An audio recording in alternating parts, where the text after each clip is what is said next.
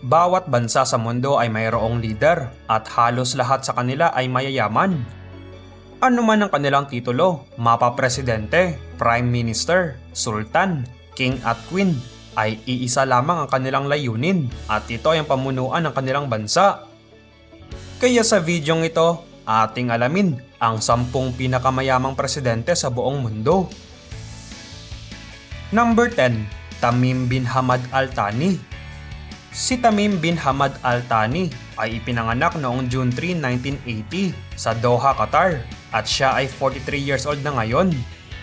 Si Tamim ang Emir of Qatar o Head of State of the country. Siya rin ang Commander-in-Chief of the Armed Forces at Guarantor of the Constitution. Si Tamim ang ika-4 na anak ni Emir Hamad bin Khalifa. Siya ay naging Head of State noong taong 2003.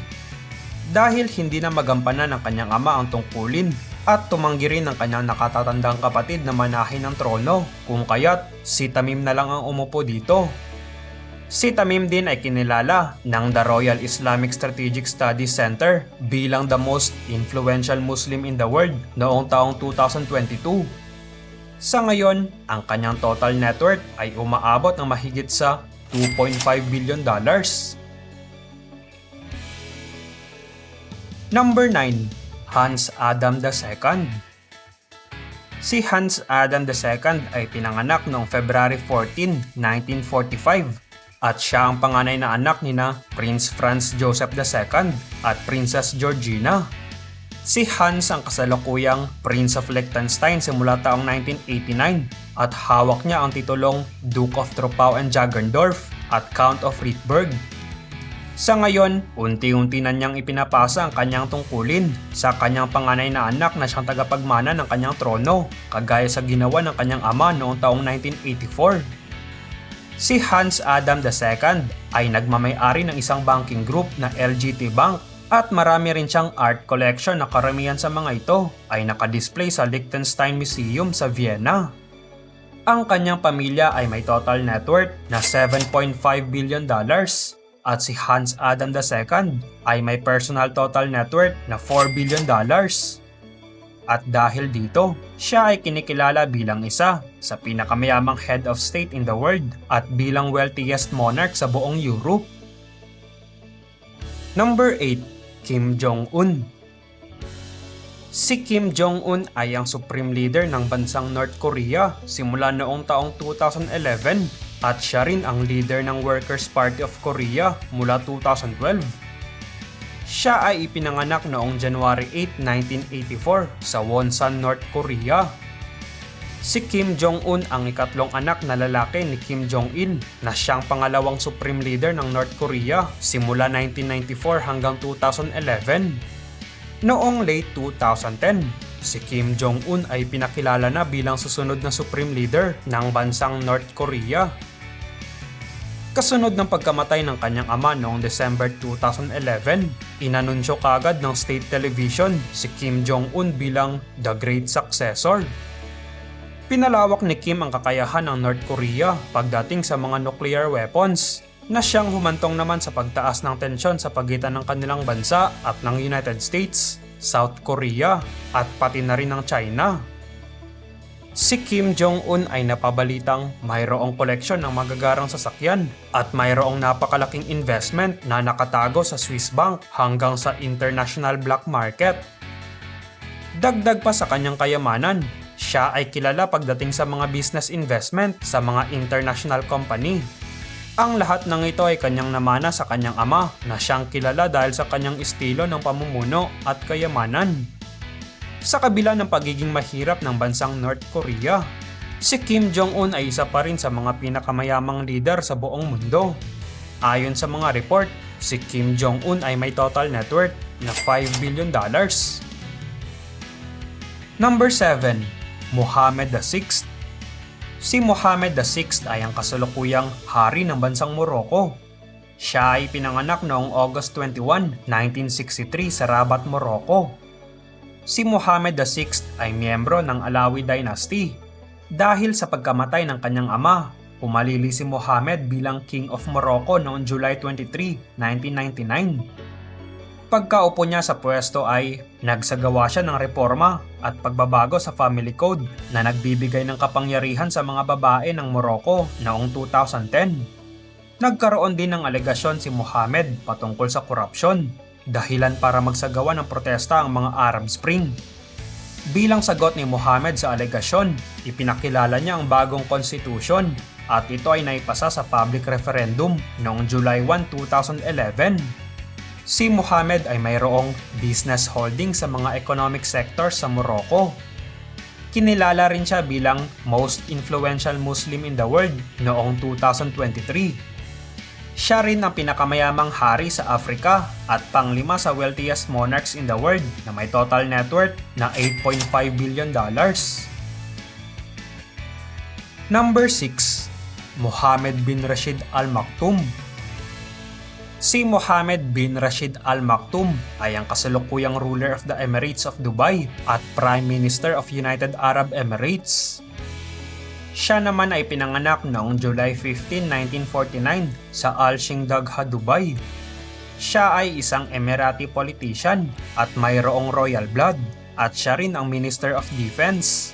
Sa pagkamatay ng kanyang kapatid, ibinigay sa kanya ang tungkulin bilang ruler noong taong 2006.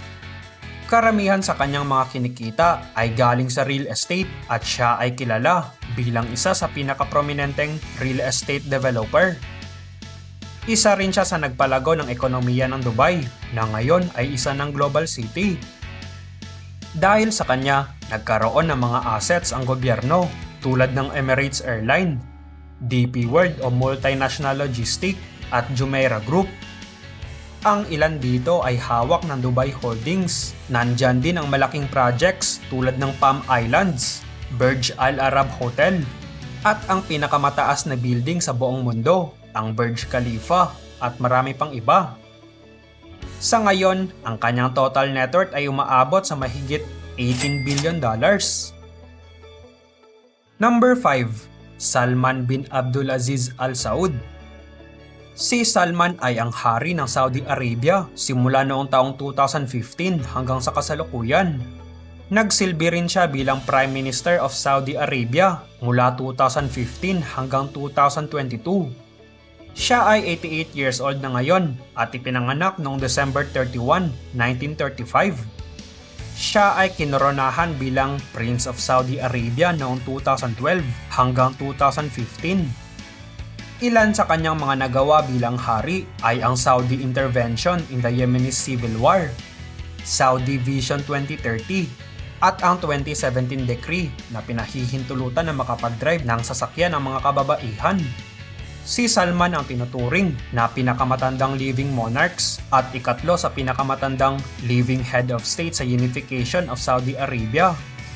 Sa ngayon, si Salman ay may total net worth na umaabot sa mahigit $18.5 billion. Number 4. Hassan al-Bolkiah. Si Bolkiah ay ang kasalukuyang sultan ng bansang Brunei simula pa noong 1967 at siya rin ang kasalukuyang prime minister simula noong 1984. Siya ay 77 years old na ngayon at siya ay pinanganak noong July 15, 1946 sa Bandar Seri Begawan, Brunei. Kabilang din siya sa mga pinakamayamang tao sa buong mundo. Si Bolkiah ay tinaguri ang pinakamahabang nanunungkulan bilang monarchs at head of state sa buong mundo. At noong October 5, 2017, ang sultan ay nag-celebrate ng kanyang Golden Jubilee o 50th year na pag-upo sa kanyang trono. Ito naman ay pinuntahan ng mga leader ng iba't ibang bansa, kabilang narito ang dating President Rodrigo Roa Duterte. Ang bansang Brunei ay under British colony, pero noong 1984 sa ilalim ng kanyang pamumuno, ito ay pinalaya na ni Queen Elizabeth ng United Kingdom. Nakagawa rin si Bolkiah ng ilang diplomatic milestone tulad ng sila ay naging parte ng ASEAN at United Nations noong 1984. Sa ngayon, ang sultan ay mayroong total net worth na $25 billion. Number 3. Mohammed bin Zayed Al Nahyan. Si Mohammed bin Zayed Al Nahyan ay ang pangatlo at kasalukuyang presidente ng United Arab Emirates at ruler ng Abu Dhabi. Siya ay pinanganak noong March 11, 1961 sa Al Ain, UAE. Si Zayed Al Nahyan ay ang pangatlong anak ni Zayed bin Sultan Al Nahyan na siyang unang namuno bilang presidente ng United Arab Emirates at ruler ng Abu Dhabi.